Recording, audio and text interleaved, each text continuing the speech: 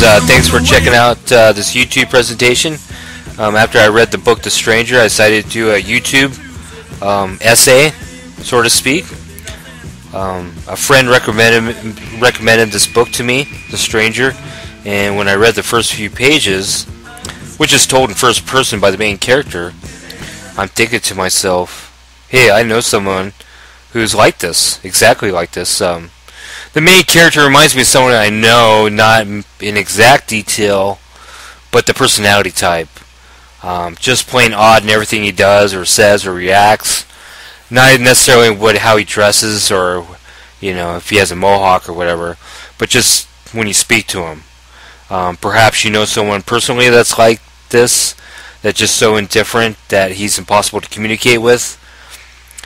Well, I work with someone that's like this, and other coworkers have said the same thing. It's almost like you're better off teaching a chimpanzee calculus rather than explaining anything to this person because he thrives to argue. He contradicts himself to conquer the conversation. And after a while, I came to the realization when just talking to him, there's obviously that disconnect. And when he actually agrees with me, it sounds disingenuous or fake, like he's reading a script. So when I read this book, The Stranger, it was easy for me to identify with this main character. Plus the book itself definitely provoked a lot of insight, and its irreverence definitely appealed to me. So before I go into the book, I want to talk a little bit about the author Albert Camus. And I've heard of Albert Camus and his works, but didn't know anything about existentialism. And what is existentialism? I'm going to give you my brief definition, since there could be so many definitions out there. But my take is that it refers to the sense of confusion against a meaningless world, kind of like a bull in a china shop. You might want to Google it or look it up for yourself, since existentialism is a loose defined term. And from what I gather, Albert Camus, reading the backstory, refuses to be typecasted as an existentialist, but more of an absurdist. His books are themes that deal with the absurdity of life. And I'll give you my version on the absurd, or where Albert Camus is, going with this. I believe that most human beings covet meaning. We have a deep need for answers or closure, and it's upon a collision course with a universe that is indifferent to our demands.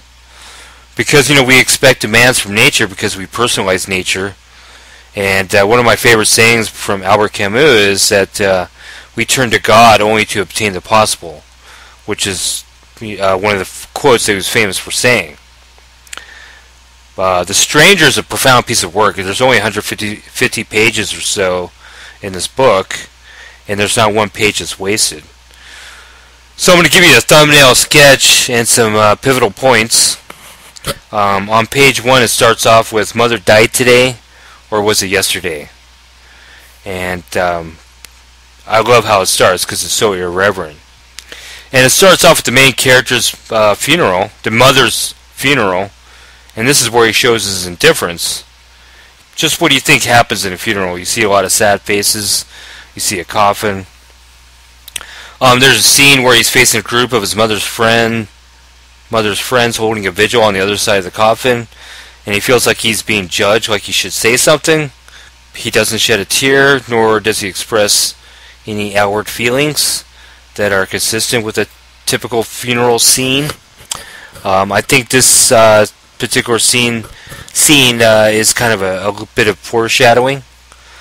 After the funeral, he goes on about his business, such as he goes to a movie with his girlfriend, goes swimming at the beach. We meet some of his neighbors. Some of his friends are both good and bad, like the restaurant owner and the pimp, which again shows his indifference to social conventions. And as I'm reading this, the main character is basically the embodiment of the absurd. He's completely indifferent, like I said before, in how one usually reacts to a set of circumstances. So he has all these things that happen in front of him, but he basically replies with, no emotion. And like you have the funeral, you have the girlfriend who loves him, no matter what and wants to marry him. And then you have the boss that offers him a promotion and nothing like wakes him up. So he's basically like a stranger to the events that are happening before him, like he's alienated.